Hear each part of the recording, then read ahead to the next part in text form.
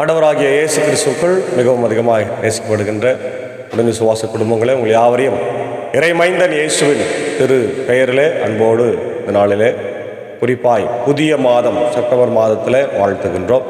The word of God ministry சார்பாக எங்களுடைய அன்பின் வாழ்த்துக்களை, ஸ்தோத்திரங்களை உங்கள் அனைவருக்கும் தெரிவித்துக் கொள்கிறோம். கர்த்தர் இந்த புதிய மாதத்தை தந்திருக்கிறார்.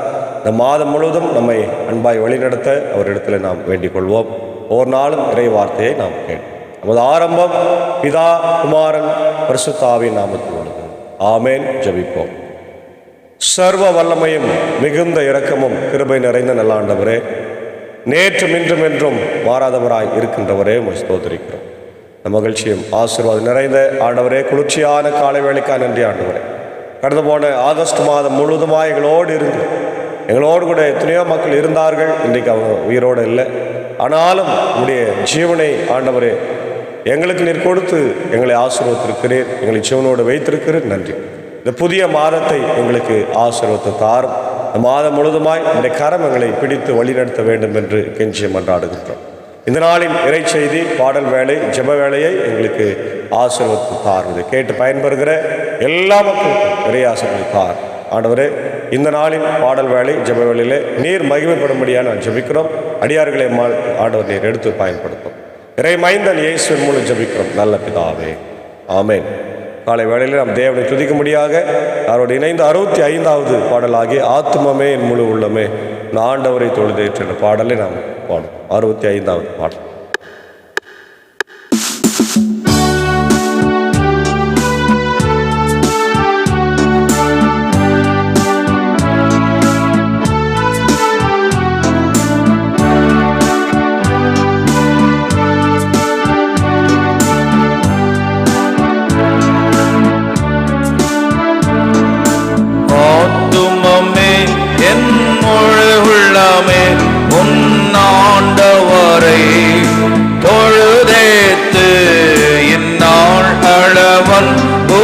தாதரித்த உன்னாண்டவரை தொழுதேத்து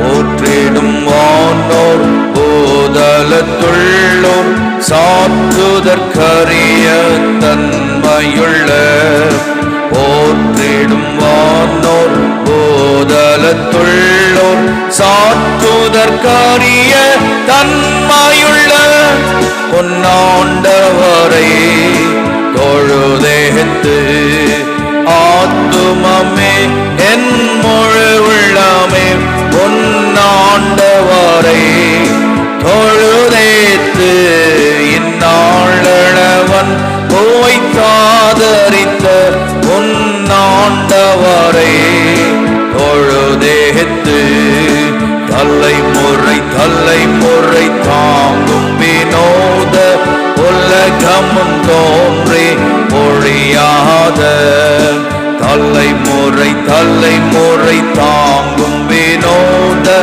உலகமும் தோன்றி ஒழியாத உன்னாண்டவரை தொழுதேத்து ஆத்துமமே என் முழு உள்ளமே உன்னாண்டவரை தொழுதேத்து இந்நாள் அளவன் போய் தாதரித்த உன்னாண்டவரை தொழுதேத்து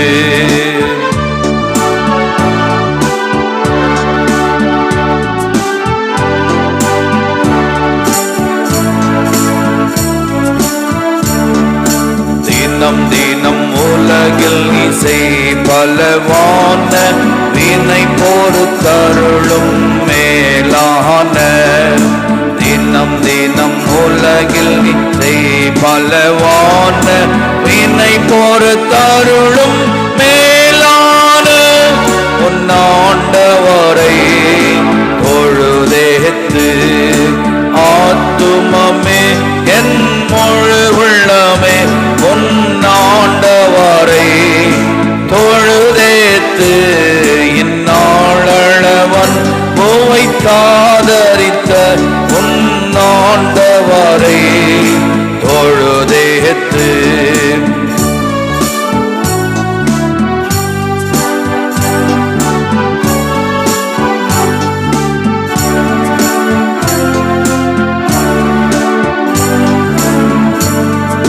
வாதை பிணி துன்பம் மாற்றி அனந்த ஓதரும் தயை செய்துயிர் தந்த வாதை பிணி துன்பம் மாற்றி அனந்த ஓதரும் தயை செய்துயிர் தந்த பொன்னாண்டவரை தொழுதேத்து ஆத்துமமே என் முழு உள்ளமே பொன்னாண்டவரை தொழுதேத்து இந்நாளவன் போய் தாதரித்த பொன்னாண்டவரை தொழுதேத்து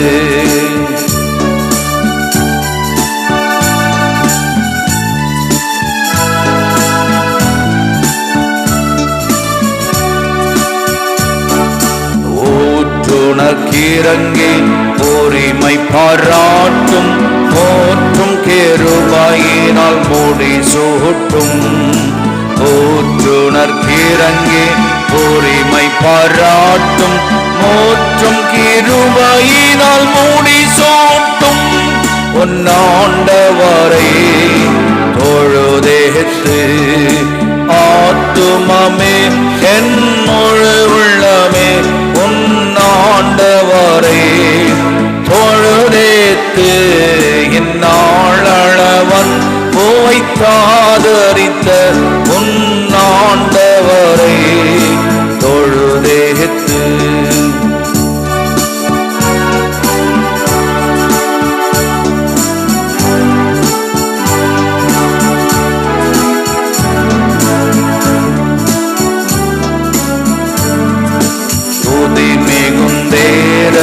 தோத்தரி தினமே இதயமே உள்ளமே என் மனமே துதி மிகுந்தேர தோத்தரி தினமே இதயமே உள்ளமே என் மனமே பொன்னாண்டவரை தொழுதேத்து ஆத்துமமே என் முழு உள்ளமே பொன்னாண்டவரை தொழுதேத்து இந்நாளவன் போய் தாதரித்த பொன்னாண்டவரை தொழுதேத்து.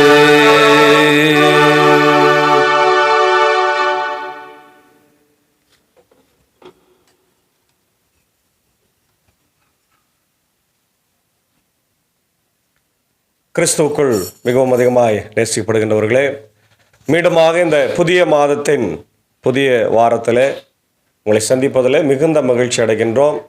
இந்த நாளின் இறை செய்தியாக சங்கீதம் 32 நாம் தேர்ந்தெடுத்திருக்கிறோம். இந்த சங்கீதத்தின் தலைப்பு பாவ அறிக்கையும் மன்னிப்பும். தாவீதினுடைய ஒரு பாடலாக இது நமக்கு கொடுக்கப்பட்டிருக்கிறது.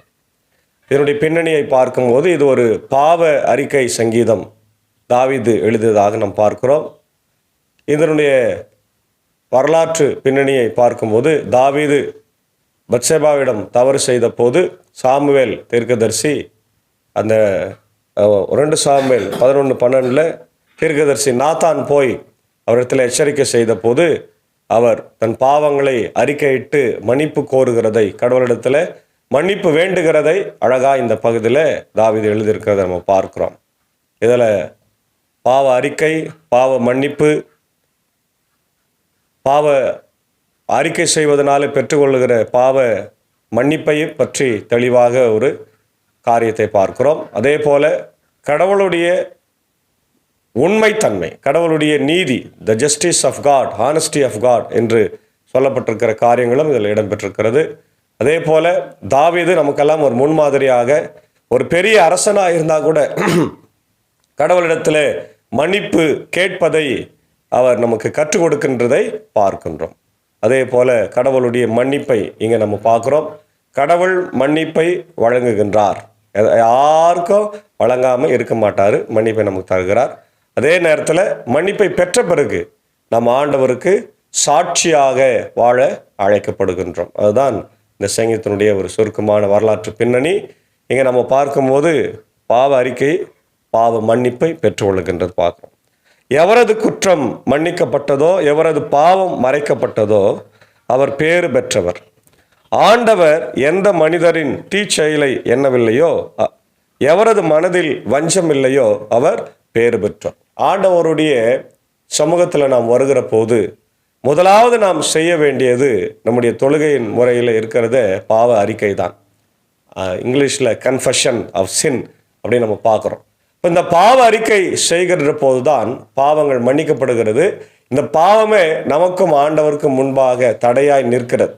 இந்த தடைகளை நாம் உடைத்து போடும்போது தான் ஆண்டவர் நமக்கு பாவ மன்னிப்பை வழங்குவார். 59 அதிகாரத்தில் 1 வசனத்தில் பார்க்கிறோம்.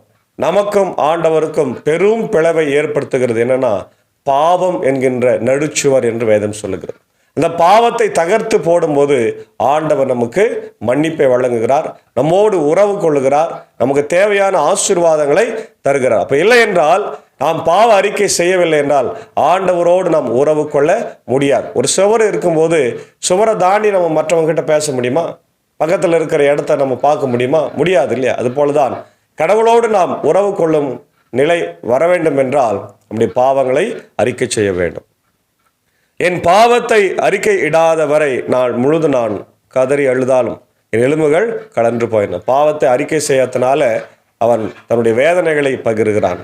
ஏனெனில் இரவும் பகலும் கை எனக்கு எதிராய் ஓங்கி நிற்கின்றது. கோடையின் வறட்சி போல என் வலிமை வறண்டு போயிற்று. பாவம் எவ்வளவு கொடுமையானது என்பதை பார். இரவும் பகலும் அவனுக்கு பயங்கரமான, அவனுக்கு கையே அவருக்கு விரோதமாக இருக்கிறது, வறட்சி அவருக்கு இருக்கிறது என்று சொல்றார். என் பாவத்தை உம்மிடம் அறிக்கையிட்டேன், என் தீச்செயலை நான் மறந்ததே இல்லை. ஆண்டவரிடம் என் குற்றங்களை ஒப்புக்கொள்வேன் என்று நான் சொன்னேன். நீரும் என் பாவ நெறிக்கேட்டையும் பாவத்தையும் போக்கினீர். இப்போ ஆண்டவரிடத்துல மறைக்காமல் நம் பாவத்தை நம்ம அறிக்கை செய்யணும். அப்படி அறிக்கை செய்கிற போது நம்முடைய பாவங்கள் மன்னிக்கப்படுகின்றது. ஆகவே துன்ப வேளையில அன்பர் அனைவரும் உம்மை நோக்கி மன்றாடுவர். பெருவெள்ளம் பாய்ந்து வந்தாலும் அவர்களை அது அணுகாது. துன்ப வேளையிலே கடவுளை நோக்கி மன்றாடுகிற போது ஆண்டவர் நமக்கு செவி கொடுக்கிறார். ஒருவேளை துன்பங்கள், கஷ்டங்கள், பிரச்சனைகள் எது வந்தாலும் கூட கடவுள் நம்மளை பாதுகாக்கின்றவராக இருக்கிறாரு. அது வெள்ளம் போல வந்தாலும் பாதுகாக்கிறவர். நீரே எனக்கு புகலிடம், இன்னலை நின்று என்னை நீர் பாதுகாக்கின்றீர். மீட்பினால் எழும் ஆரவாரம் என்னை சூழ்ந்தெழுக்க செய்கின்றது. ஆண்டவரே புகலிடம். ஆண்டவர் தான் சாங்சுவரி. இன்னைக்கு சென்னையில் எல்லா சாங்சுவரியும் இருக்கிறது. வேடந்தாங்கல் இருக்கிறது, ஊட்டியில் முதுமலை யானைகளின் புலிகளின் காப்பகம் இருக்கிறது. இதெல்லாம் அந்த மிருகங்களை ப்ரொடெக்ட் பண்ணுறதுக்காக அரசாங்கம் ஏற்படுத்தின காப்பகங்கள். அதுபோல் நாமும் நம்ம ஆண்டவருடைய காப்பகமாக அவருடைய புகலிடம், அவருடைய மடியிலே, அவருடைய இடத்துல வருகிற போது நம்முடைய பாவங்களை, அக்கிரமங்களை நாம் அறிக்கையிட செய்கின்ற போது கடவுள் நம்முடைய பாவங்களை மன்னிக்கிறார். ஏன்னா அவரே நமக்கு புகலிடமாக இருக்கிறார். இயேசுவே நமக்கு புகலிடம், ஆண்டவரே நம்முடைய புகலிடம். இந்த உலகத்தில் இருக்கிற எந்த மக்களும் நமக்கு புகலிடம் தர முடியாது. எப்படி ஒரு குழந்தைக்கு தாய் மடி புகலிடமாக இருக்கிறதோ அதுபோல எல்லா மக்களுக்கும் ஆண்டவருடைய மடிதான் புகலிடமாக இருக்கிறது. அதான் சொல்றாரு, கடிவாளம் பூட்டி வாரினால் இழுத்தால் அன்றி உன்னை பின்தொடர்ந்து வராத குதிரை போன்ற கோவேறு கழுதை போன்றோ அறிவிலியாய் இராதே. அதாவது குதிரையும் கழுது என்ன பண்ணாங்கன்னா கழுத்தில் கயிறு போட்டு இழுத்தாதான் வரும். அப்படி கூட சில நேரத்தில் இழுத்தா கூட வர்றதில்லை. அதே போல நீ இருக்காத, கடவுளுடைய வார்த்தையை கேட்டு நீ வந்துரு, அப்படியே சத்தத்தை கேட்டு அவருக்கு பின்தொடர்ந்து வா அப்படின்றார். பொல்லாருக்கு வரும் துன்பங்கள் பல, ஆண்டவரில் நம்பிக்கை கொள்வோரை அவரது அன்பு பேரன்பு சூழ்ந்து கொள்ளும். இல்லையா? பொல்லாருக்கு நிறைய துன்பங்கள் வரும், ஆனால் ஆண்டவருடைய பிள்ளைகளுக்கு எந்த துன்பங்களும் வராது. குறிப்பாக பேரன்பு ஆண்டவர் தருகிறார். பேரன்பு என்பது உங்களுக்கு அடிக்கடி சொல்லியிருக்கிறேன், எசது என்ற எபிரேய வார்த்தையிலிருந்து வருகிறது. அது குடல் துடிக்கும் அன்பு. ஒரு தாய் தன் பிள்ளையின் மேலே வைத்திருக்கிற அன்பை ஆண்டவர் இந்த நாளிலே நம்ம மீது வைத்திருக்கிறார். இல்லையா? நீதிமான்களே, ஆண்டவரை முன்னிட்டு ஆக மகிழுங்கள், நேரிய உள்ளத்தோரே நீங்கள் அனைவரும் மகிழ்ந்து பாடு. ஆண்டவரிடத்துல மகிழ்ந்து பாடுவதற்கான ஒரு அழகான அழைப்பை நம்ம இங்கே பார்க்கின்றோம். இப்போ நம்முடைய பாவங்களை மன்னித்து ஆண்டவர் நமக்கு புது வாழ்வை தருகிறார். நமக்காக கல்வாரி சிலுவையில் மரித்து ரத்தம் சிந்தி நம்ம மீட்டு கொண்ட ஆண்டவர் நம்மகிட்ட எதிர்பார்க்கிறது பாவ அறிக்கை.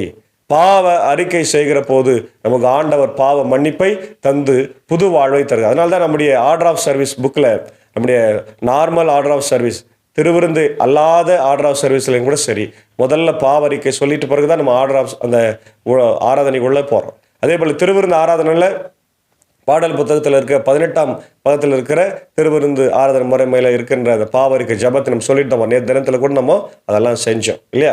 அப்போ ஆண்டவருடைய பாவ மன்னிப்பு நம்முடைய வாழ்க்கையில சூழ்ந்து கொள்ளுகிற போது நம்முடைய வாழ்க்கை ஆசீர்வாதமாக இருக்கும். அல்லேலூயா. கர்த்தர் நமக்காக யாவையும் செய்து முடிக்கின்றவராக இருக்கிறதுனால இந்த நாட்களிலே ஆண்டவருக்கு விரோதமாய் நம்ம செய்கின்ற பாவங்கள், அந்தரங்க பாவங்கள், கடவுளுக்கு தெரியாத பாவம். நம்ம நினைக்கிறோம் நான் 2 இருட்டுக்குள்ளே செஞ்சுட்டுனா தெரியாது இல்லையா, யாருக்கு தெரியாமல் நான் செஞ்சிடறேன், எல்லாம் கடவுளுக்கு தெரியும். சங்கீதம் 139 பார்க்குறோம், அவருக்கு முன்பாக எல்லாம் வெட்ட வெளிச்சமாக இருக்கிறது, ஒன்றும் இல்லாமல் இருக்குது, எல்லாம் அவருக்கு தெரியுங்க. நீ என்ன பாவம் செஞ்சாலும், எந்த இருட்டில் செஞ்சாலும், எந்த சந்தில் செஞ்சாலும் கடவுளுக்கு தெரியும். அதனால் கடவுளுக்கிட்ட பாவங்களை நீங்கள் அறிக்கை இடுங்க, மறைக்காதீங்க. ஏன்னா பாவத்தை அறிக்கை செய்து விட்டு விடுகிறவனோ இரக்கம் பெறுவான், அதை மறைக்கிறவன் வாழ்வடையான் என்று வேதம் சொல்லுகிறது. ஆகவே காலை நேரத்தில் நம்முடைய பாவங்களை ஆண்டவருக்கு முன்பாக அறிக்கையிட்டு அவரிடத்தில் வாழ்வை நம்ம பெற்றுக்கொள்ளும். ஆங்கிலத்தில் பார்ப்போம், Blessed are those whose sins are forgiven. அதான் நம்ம பார்க்குறோம் முக்கியமாக, the blessedness of those whose sins are forgiven. The importance of confession and forgiveness in our Christian life. The blessedness of forgiveness. Forgiveness and blessing, those whose sins are forgiven are blessed. No guilt or deceit. Forgiveness brings freedom from guilt and deceit. The pain of unconfessed sin, physical and emotional suffering. Unconfessed sin can lead to physical and emotional suffering. God's hand of discipline, God's discipline can be a catalyst for confession. Confession and forgiveness. Confessing sin is essential for forgiveness and restoration. God's faithfulness. God is faithful to forgive and cleanse us from sin. The joy of forgiveness, prayer and praise. Forgiveness brings joy and leads to prayer and praise. God's protection. God protects and surrounds us with His favor. In conclusion, the importance of confession. Confessing sin is essential for forgiveness and restoration. The blessedness of forgiveness, may we experience the blessedness of forgiveness and live in the freedom of God's grace. இதை சில வசனங்களை நம்ம பார்க்கும்போது 1 யோவான் 1:9 நம்ம பார்க்குறோம், கடவுள் நம்முடைய பாவங்களை மன்னிக்க சித்தமுள்ள இருக்கிறதுனால நம்ம அவரிடத்தில் நம்ம பாவ மன்னிப்பை பெற்றுக்கொள்ளணும். நீதிமொழிகள் 28:13 அதை பார்க்குறோம். யாக்கோபு 5:16 பார்க்குறோம். சங்கீதம் 103 நம்ம பார்க்குறோம். ரோமர் 4:7-8, ஏசாயா 43:25, சங்கீதம் 51 நமக்கு அந்த பாவ மன்னிப்பு சங்கீதம். நீதிமொழிகள் 15:3, மத்தேயு 5:4, யாத்ரா 34:6-7, சங்கீதம் 86:5, மீகா 7:18-20. கடவுள் மன்னிக்க சித்தமுள்ளவராக இருக்கிறார். ஏசாயா 1:18, ரோமர் 8:1-2, 1 கொரிந்தியர் 6:9-11. இதெல்லாம் நம்முடைய பாவங்களை ஆண்டவர் மன்னிக்கிறார் என்றதுக்கு வசனங்கள்.